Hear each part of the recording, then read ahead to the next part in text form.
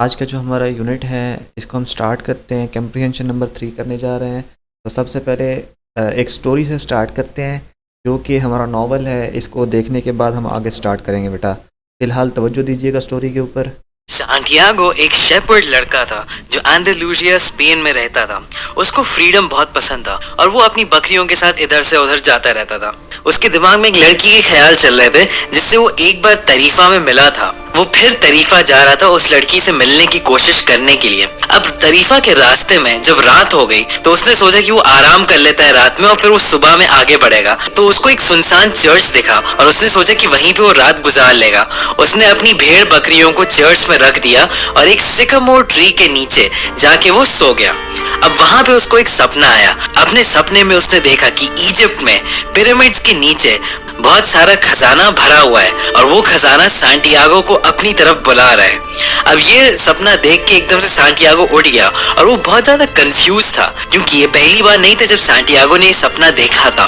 तो उसने सोचा कि चलो इस सपने का मतलब क्या है किसी से पूछ लेता हूँ। तो वो एक औरत के पास गया जो फेमस थी लोगों को उनके सपने का मतलब बताने के लिए। तो उस औरत को जब उसने अपने सपने के बारे में बताया तो उस औरत ने कहा कि मैं तुम्हें इसका मतलब बता तो दूंगी लेकिन जब तुम्हें खजाना मिल जाएगा तो मुझे उसका तुम 1/10 हिस्सा दोगे। अब सांटियागो ने सोचा चलो ठीक है 1/10 तो मैं किसी को भी दे सकता हूँ और अगर मुझे खजाना मिल जाए तो ये डिजर्व करती है। तो उसने कहा चलो मैं तुमको दे दूंगा, तो मुझे इसका मतलब बताओ। तो उस औरत ने बताया कि तुमको इजिप्ट जाना पड़ेगा और सच में वो पिरामिड्स के नीचे ट्रेजर तुमको मिल जाएगा। अब सांटियागो ने सोचा कि यार ये तो मुझे कोई भी बता सकता है, पता नहीं सच बोल रही है नहीं, आगे बढ़ता हूँ मैं। तो इसीलिए वो शहर चला गया और वो बेंच पे बैठे कुछ सोच रहा था। एकदम से एक बुढ़ा आदमी आया उसके पास। उस बुढ़े आदमी ने बोला कि मेरा नाम मेल्चीजेदेक है और मैं सालेम का राजा हूँ। अब सांटियागो ने उसको थोड़ा इग्नोर किया क्योंकि वो बहुत खराब कपड़े पहना था और उसको लग रहा था कि ये झूठ बोल रहा है।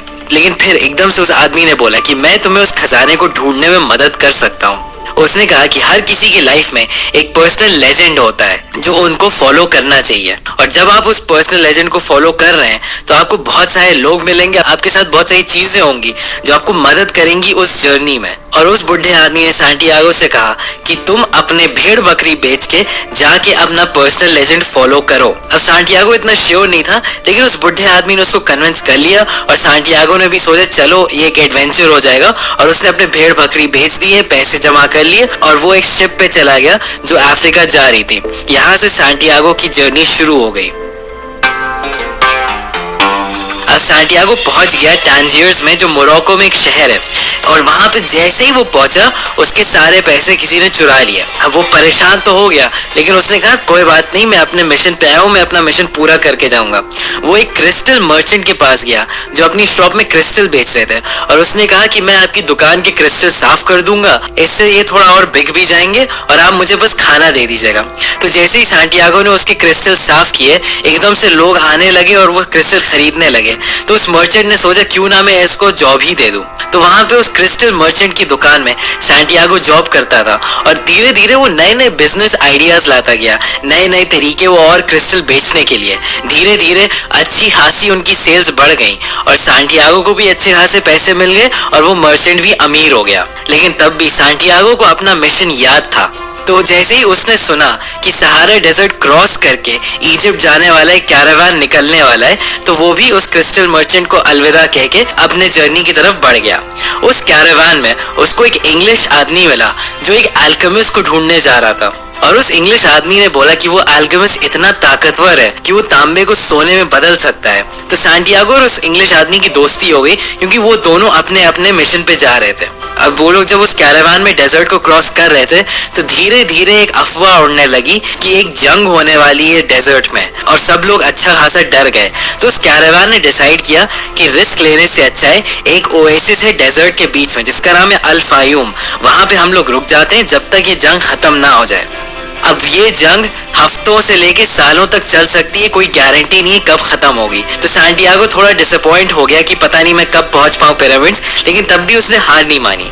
अब वो लोग जैसे ही उस ओएसिस में पहुंचे, उस इंग्लिश आदमी ने अल्केमिस्ट की ढूंढ शुरू कर दी और सांटियागो उसकी मदद कर रहा था। अब एक लड़की उनको मिली जिसका नाम था फातिमा, जिसने उनको अल्केमिस्ट का पता दिया। अब उनको इन्फॉर्मेशन तो मिल गई अल्केमिस्ट की, लेकिन सांटियागो को उस लड़की से प्यार भी हो गया। तो सांटियागो रोज जाके एक वेल के बगल में अपनी फातिमा से मिलता था और वो इंग्लिश आदमी अल्केमिस्ट के पास चला गया।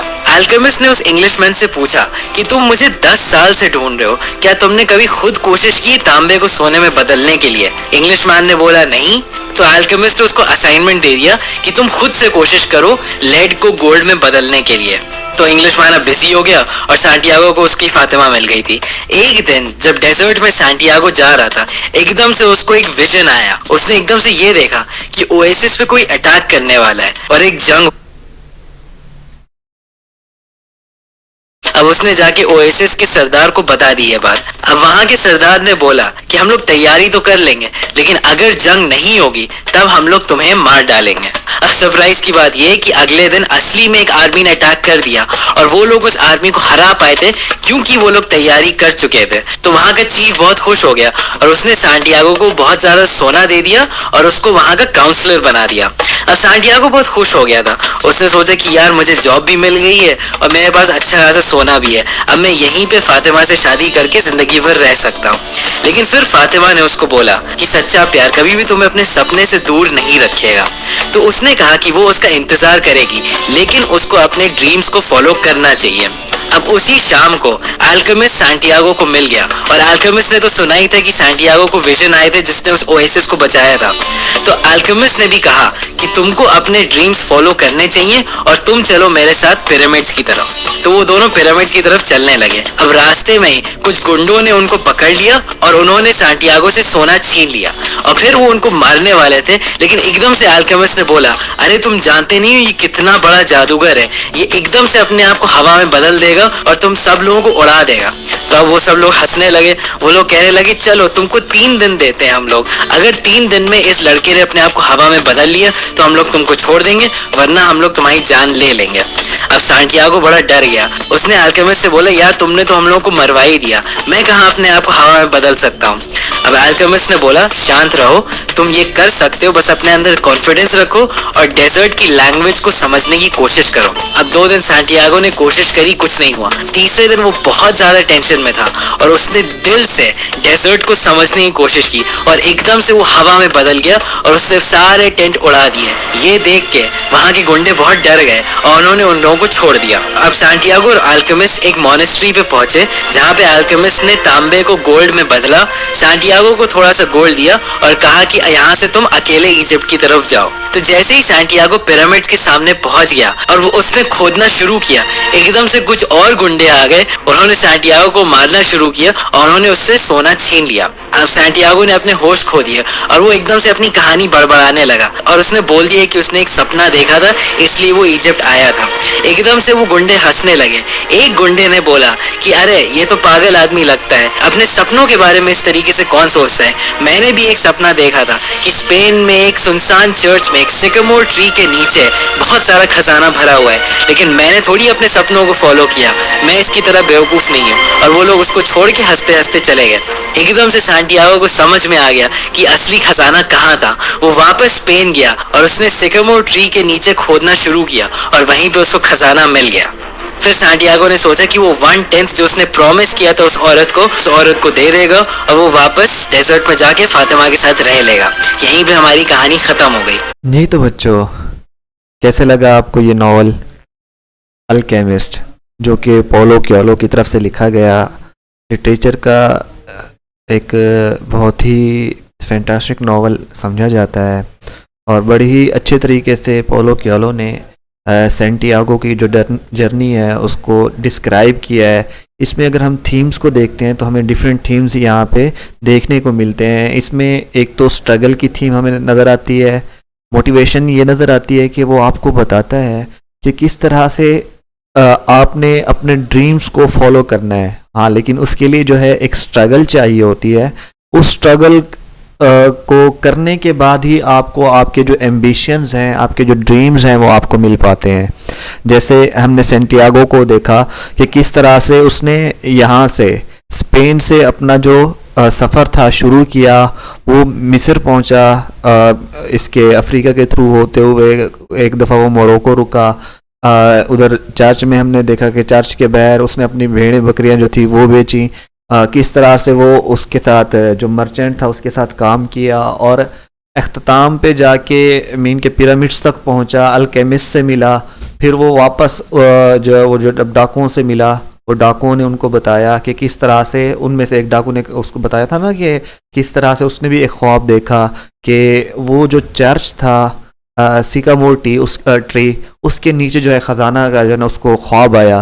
तो उसको पता चल गया कि असल में जो ख़जाना था वो वहीं पे था।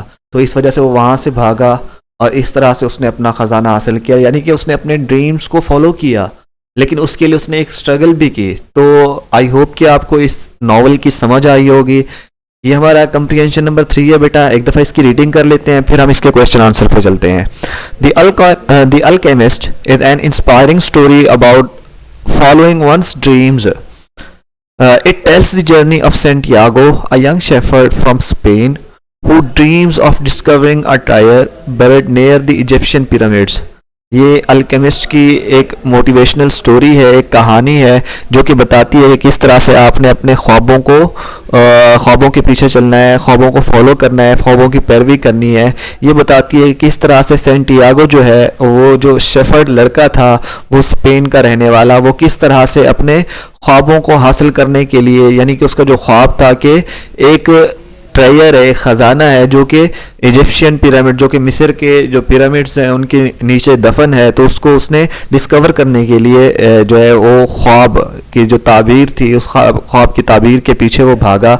Encouraged by a mysterious king, Santiago sells his sheep and begins an adventurous journey. Along the way, he faces challenges, meets new people, and learns valuable lessons about life and destiny. He works for a crystal merchant, joins a caravan across the desert, and meets an alchemist who teaches him to listen to his heart and understand the soul of the world. In the end, Santiago discovers that the real treasure lies in the wisdom and experiences gained during the journey. This story inspires readers to pursue their dreams with courage and determination. ये story आपको बताती है कि आपने क्या करना है, अपने ख्वाबों को परस्यू करना है, अपने ख्वाबों के पीछे चलना है, लेकिन उसके लिए आपको हौसला चाहिए होगा, आपने हौसला रखना है और डिटर्मिनेशन रखनी है, अपना जो अज़्म है उससे पीछे नहीं हटना। चलते हैं बेटा क्वेश्चन आंसर्स की तरफ।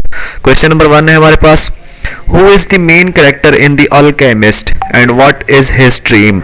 इसमें हमने देखा था अल्केमिस्ट जो था वो हमारा मेन कैरेक्टर था और उसका जो ड्रीम था वो क्या था कि उस खजाने को डिस्कवर करना है। The main character is Santiago, a young shepherd. His dream is to find a treasure buried near the Egyptian pyramids. Question number 2 है हमारे पास, what does Santiago do after the meeting the mysterious king। वो जो king उसको मिलता है उसको क्या कहता है। After meeting the king, Santiago sells his sheep and starts his journey to find the treasure. Question number 3 है हमारे पास, what lessons does Santiago learn from the alchemist।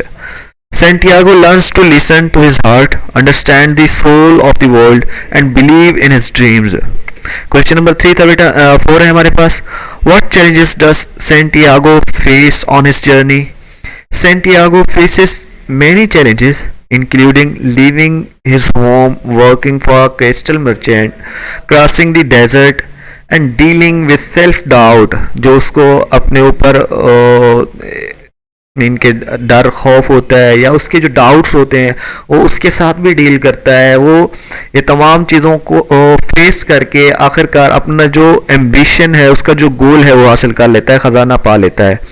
Question number 5 है बेटा हमारे पास, what is the main message of the Alchemist. उसका main theme क्या था हमारे पास, असल जो वो पैगाम देना चाहता है वो कौन सा था।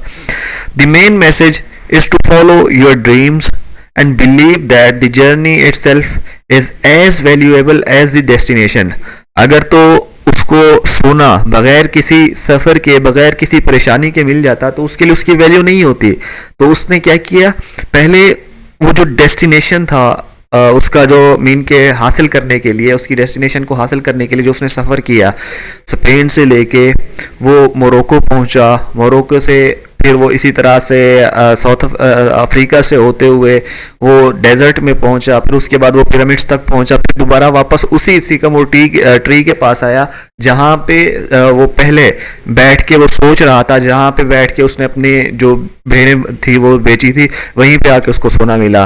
तो ये वो कहते थे main message is to follow your dreams and believe that the journey itself is as valuable as the destination. आपका जो सफ़र है वो भी उतना ही इंपॉर्टेंट है, वो भी इतना ही अहम है जितना कि आपके लिए वो डेस्टिनेशन मैटर करती है।